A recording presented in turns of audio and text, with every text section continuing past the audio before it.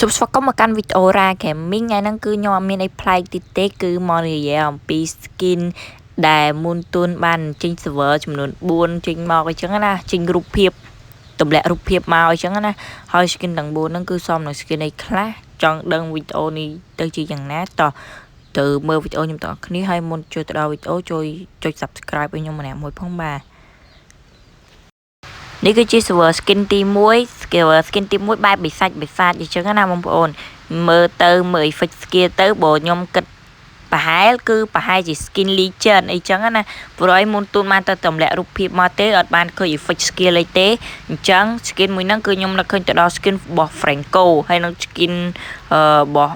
Dairon អញ្ចឹងណាបងប្អូនបែបបិសាច់អញ្ចឹងណាហើយចំណែកកន្លែងនេះគឺជា server skin ទី2 server skin ទី2នេះបែបឆ្មា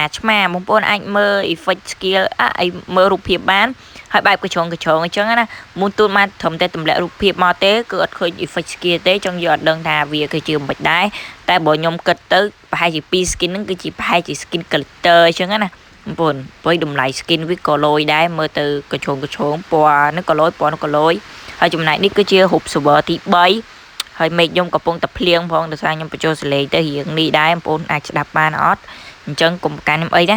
ហើយនេះគឺជារូបសំនៅ event អីគេ soon អីគេនោះខ្លាំងមែនតើខ្ញុំដាក់រូបនៅបងប្អូនមើលនេះគឺជារូបទី3មើលទៅបែបឆ្អឹងបែបបិសាចអីចឹងណាបងប្អូនមើលទៅមានអំណាចមែនតើមើលទៅនារីអំណាចហ្មងមែនតើមក